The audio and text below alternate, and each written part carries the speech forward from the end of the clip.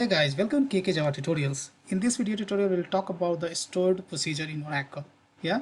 First of all, we'll understand all the concept related to a stored procedure, and uh, finally we'll move for some practical example. Yeah. So let's start. When we talk about the stored procedure, a stored procedure is a subprogram that performs a specific action or task. A procedure has basically two parts. First, the procedure specification, and second is the procedure body. The procedure specification specifies the procedure name and parameters it accepts. It is also possible to create a procedure without any input parameter. So here procedure specification is nothing but the procedure name plus whatever parameter going to accept by that procedure. That is nothing but the input or output parameter. We can create a stored procedure which does not even accept any parameter as well, right? Now, how to create the procedure? The procedure body contains the declarative section without declare keyword, the executable sections and exception handling sections. So procedure body basically contains three parts: declarative section, but you don't need to use the declare keyword. How basically we create a PL SQL block using declare keyword, right? But if you create a stored procedure, so to in declaration section you don't need to declare a declarative section you cannot declare, you don't need to use declare keyword, right? Then you have executable section, means there you are going to write the business logic, all the SQL statement and all. And finally you can have a exception handling code as well. Yeah. Now this is the basically general syntax how to create procedures. First of all, you have to write create procedure name, and here you can write like this: create or replace. If already a procedure is existing with this name, whatever name you have provided, then existing procedure will be dropped and recreated again, right? If you do not specify or replace, simply you write create procedure name. If procedure is already existing with this name, then you'll get an error, right? Now you have to specify if you have some input parameter or output parameter, those parameter you have to specify in this bracket parenthesis, right? If you do not have, then you don't need to, simply specifying a procedure name would be enough. After that you have to specify either is or as, right, keyword, and after that you have a procedure body, right? In procedure body basically you have three sections: declarative section, then executable section and exception handling section. Yeah. So there are some key points you will have to keep in mind. In order to change the code of the procedure must be dropped and recreated, right? If you have already existing procedure, if you do some modification, then you have to recreate you have to drop first of all and then recreate the stored procedure. Either the is or as keyword can be used before the procedure body, right? So before the procedure body, either you have to use is or as keyword. Now here is the basically stored procedure basically snippet what I have shown over here. Here procedure, then name, then parameter you can specify. After that is or as keyword you can specify. Then you have begin and end. Between the begin and end you can have executable statements, then exception handling code as well, right? Now some of the key points always you have to keep in mind, like a procedure is created first using the create or replace statement. When the procedure is created, it is compiled and stored in the database in compiled form. So once you create the stored procedure, then various developer can call that a stored procedure, right? That's the advantage of a stored procedure, that gets compiled and stored on the database. Now when procedure is called, the parameters can be passed. It is not compulsory to create a procedure which accepts parameters. If created, then it must be called with parameters. So you can create a stored procedure with or without parameter. If procedure is created with parameter, then you have to pass those parameters to invoke that procedure. Yeah. Now procedure call is a PL SQL statement in itself. When procedure is called, the control passes through the executable statement inside the procedure. When the procedure finishes, control resumes at the statement following the procedure call, right? So from PL SQL block, if you call the procedure, right, then call will be transferred to the executable statement inside the procedure. Once procedure finishes the call, then control will return to the statement from where you have called the stored procedure, right? Now a procedure is a PL SQL block with declarative section without declare keyword. Already we have discussed an executable section and exception handling section.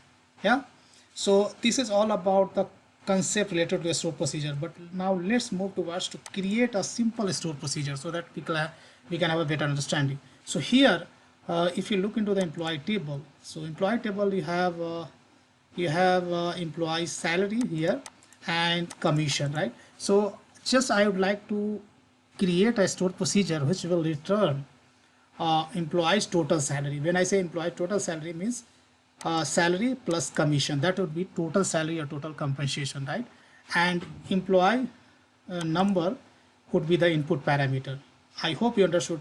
I would like to create a procedure which basically takes employee number as an input, and that will print employee total compensation or total salary, and that will be calculated by salary plus compensation. If salary is null, then null should be replaced with the 0, and that should be added into the salary. So 800 plus 0, 800, 1600 plus 300, 1900, something like should be the output, right?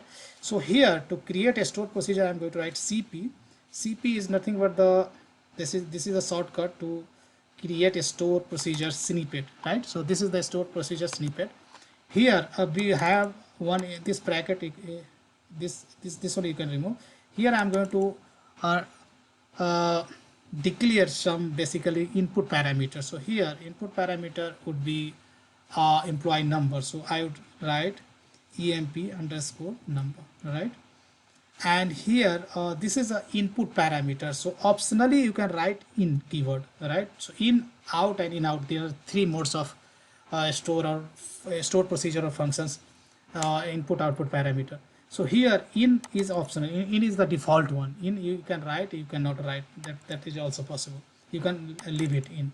If you do not provide the in, that this will be considered as an input parameter. Here data type you have to write. So here employee number is an input parameter. That's why I have written in. This is optional. You can leave it. Not a problem at all. But I am going to write in. And number is the data type, right? So employee number I am taking as input parameter, which is type of number. Now here I'm going to, this is the declaration section. After that you can write is or as, right?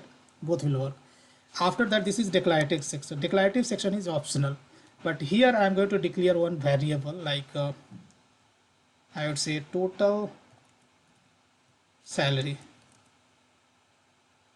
So this variable I'm going to use in my stored procedure, this body. So before that we need to declare this one. This is type of number. I'm going to write 7, 2. So 7 is the total number of digit and 2 is the digit after decimal, right? So that's the meaning of this. Now here I'm going to write a SQL query, and here you have to give the basically stored procedure name. So I'm going to write get employee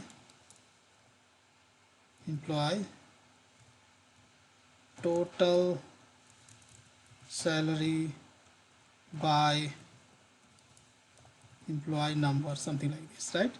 So this is the stored procedure name. You have to put it over here as well, right? And here I'm going to write select,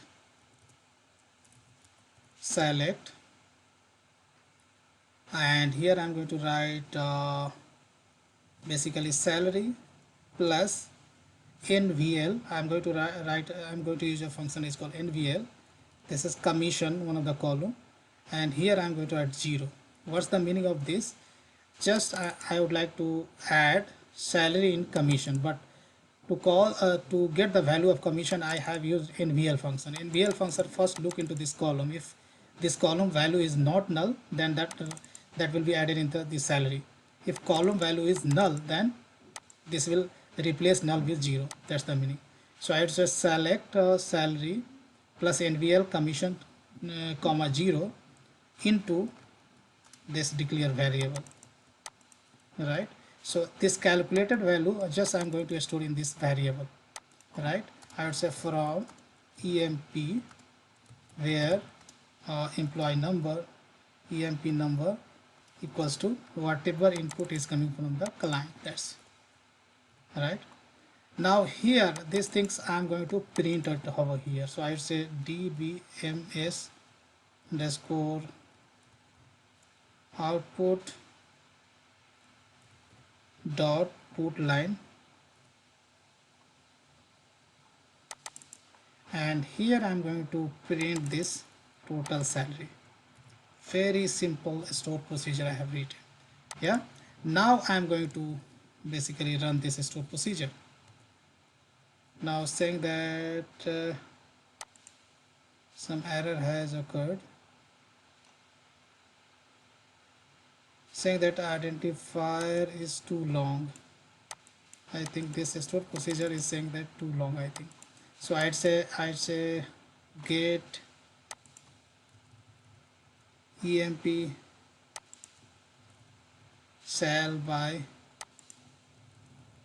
emp number.